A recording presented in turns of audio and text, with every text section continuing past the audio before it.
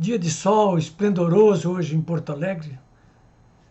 Os institutos de meteorologia estavam prevendo chuva, até mau tempo aqui em Porto Alegre, mas não está assim.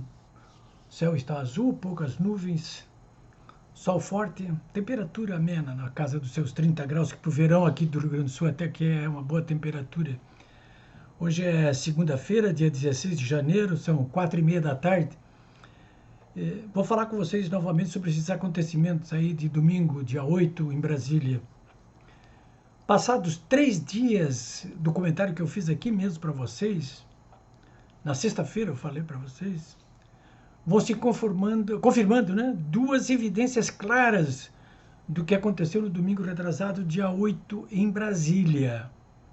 Em cima da crítica severa que eu fiz e que mantenho aos inéditos e criminosos atos de vandalismo realizados por uma minoria da minoria no Congresso, no Palácio do Planalto e no STF, eu tentei apartar pelo menos duas circunstâncias que estavam sendo evitadas nas discussões e até aqui pelo universo político e midiático e até mesmo pelos órgãos principais de segurança.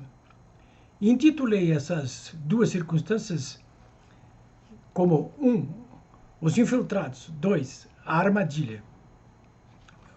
Eu já vou falar sobre essa questão das minorias de que falou hoje numa entrevista aqui para uma rádio de Porto Alegre, o governador de Minas, Romeu Zema.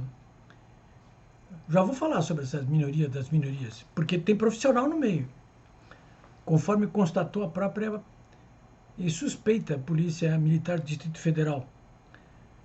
Mas, claro que resta saber de que lado esses profissionais atuaram.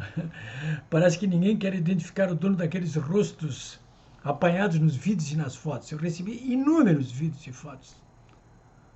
Ora, com denúncia de que são infiltrados aí, infiltrados pelo lulopetismo, ou são infiltrados da direita, aquela minoria das minorias de que fala o governador Romeu Zema. O fato é que as fotos estão aí, os vídeos estão aí.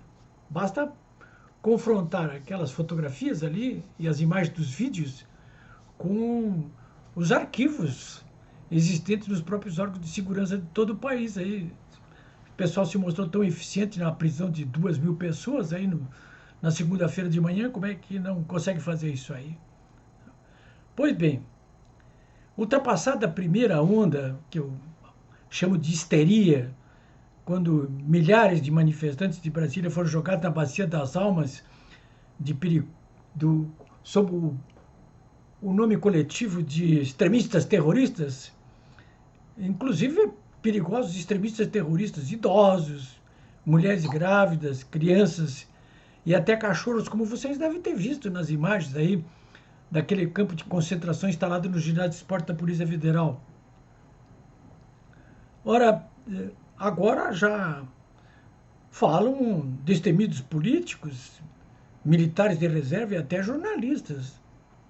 Eles passaram a fazer aquilo que é um princípio geral do direito e até do jornalismo, que é ouvir a outra parte, fazer o contraditório. Essa gente parece que esqueceu de fazer isso aí. De repente, magistrados, membros do Ministério Público, da polícia, jornalistas, advogados, as entidades, de repente esqueceram que, olha, num Estado democrático de direito, como é o que nós pretensamente vivemos, o princípio geral do direito é respeitar o contraditório, né? Para o jornalista é ouvir a outra parte. O jornalismo, a Paula Schmidt no site Poder 360, justamente, apropriadamente, ela chama de esse jornalismo acadelado que nós temos hoje no Brasil. Até esse parece ter esquecido, não esqueceu, durante toda a semana passada, de ouvir a outra parte. É um discurso único. Começaram chamando todo mundo de terrorista, depois perceberam que estavam equivocados, né? Porque se consultasse a Wikipédia ali, podiam ver que aquilo que aconteceu em Brasília condenável, apropriadamente,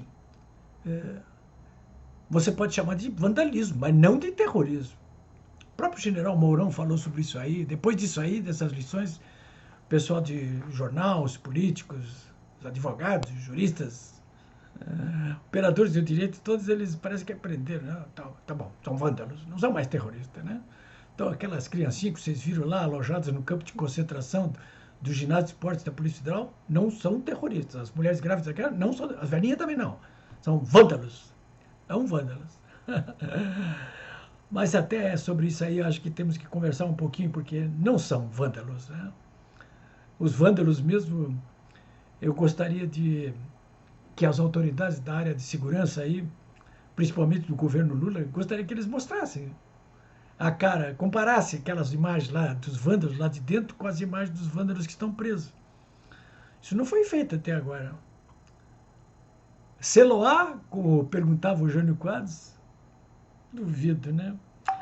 Bom, eu não quero ir longe demais, mas resumindo o libreto do que já parece um maior escândalo político do século, desta ópera, vou repetir o que disse hoje, embora de forma oblíqua, o governador de Minas, Romeu Zema, no programa Timeline da Rádio Gaúcha. No meu blog, polibebraga.com.br, vocês clicando ali, vão encontrar um áudio que é do site zerohora.com. Um áudio do programa, da entrevista completa. Mas, enfim, eu quero destacar 2 pontos aí, que é aqueles 2 pontos que eu coloquei já naquele comentário anterior dos infiltrados e da armadilha. Sobre os infiltrados, o Romeu Zema fala em minoria da minoria que vandalizou. Ele deixa bem claro que a imensa maioria tem nada a ver. Mas claro que o eixo do mal, o sistema, faz questão de botar tudo no mesmo balaio aí, porque se trata de atacar a oposição, e principalmente o Bolsonaro, né? Joga tudo numa bacia só e é tudo terrorista, né? Não é todo. Não é verdade. E que tipo de terrorista? Ou de vândalo, né? Bom, mas ele, de qualquer maneira, o Zema ele não identificou quem é essa minoria da minoria. Eu sim, eu digo para vocês o seguinte, é dos dois lados, hein? É dos dois lados. Eu repito de novo os órgãos de segurança federais, principalmente, e de Brasília, estadual, para que pegue aquelas imagens e vídeos daqueles vândalos que quebraram com tudo lá. Há pouco mesmo eu recebi um deles. E confronte com imagens de presos que estão sob a guarda deles. Esses 2.000 que eles estão mandando presos lá, na Papuda e na Colmeia. Na Papuda são 1.300, 1.400 homens. Né? Na Colmeia, que é o presídio feminino, tem 500 mulheres. É difícil pegar ali e comparar com aqueles vândalos que estavam lá. Bota foto com foto. Como fizeram com a Priscila, né? Que tá na cara que é uma infiltrada, né? Bom, e a armadilha, fala o Zema. Ele não usa essa palavra, mas ele diz claramente que o governo Lula deixou rolar, sabia que ia acontecer aquilo ali. Tirou proveito político próprio do que aconteceu. E ele, olha, o Zema nesse aspecto aí foi corajoso, porque ele deixou bem claro isso. Hein? Muita gente está falando isso até entre linhas, mas ele não, ele falou com todas as letras. E não é só ele que está falando isso, não. Tem muito mais gente falando sobre isso aí. Isso vai ficar esclarecido? Tem gente que diz que não vai ficar esclarecido. Eu até, hoje, com base nos fatos que estão aí, diria para vocês que não vai ficar esclarecido, né? Se realmente for convocada uma CPI, como se diz, no Senado ou na Câmara, uma CPMI, o governo Lula ganha. E eu não acredito que essa CPI possa sair pelas mãos do Rodrigo Pacheco, presidente do Senado, nem pelas mãos do Arthur Lira. Pelo menos não antes do início da nova legislatura aí com os novos deputados e senadores. Mas, de qualquer maneira, eu quero chamar a atenção para o seguinte, senhores, tem muito cachorro grande que vai botar a mão na moleira, entre os quais o próprio Bolsonaro, porque ele não quer continuar servindo aí de bode expiatório, como aconteceu, sendo usado e abusado pelo sistema. Mas o Bolsonaro, surpreendentemente, ele está muito parecido com aquela expressão que se usava aqui no Rio Grande do Sul durante o governo Brizola. O Brizola vivia brigando com todo mundo, apanhava de todo mundo, batia em todo mundo. Mas os brizolistas aqui do Rio Grande do Sul costumavam dizer: ó, o Brizola é que nem massa de pão. Quanto mais bate, mais cresce. O Bolsonaro, eu estou para dizer para vocês que é como massa de pão. Quanto mais bate, mais cresce. O sistema, eu estou concluindo, ganhou essa batalha, mas não ganhou a guerra. Não vai poder comemorar, inclusive, a vitória dessa batalha durante muito tempo. O povo brasileiro já aprendeu a superar o medo, até porque já derrotou o sistema nas batalhas do impedimento da Dilma, da prisão do Lula, na eleição do Bolsonaro e na sustentação básica das consignas, bandeiras do seu governo, com ênfase para a economia liberal, os valores sociais conservadores e a prática do governo eficaz. O que fazer agora?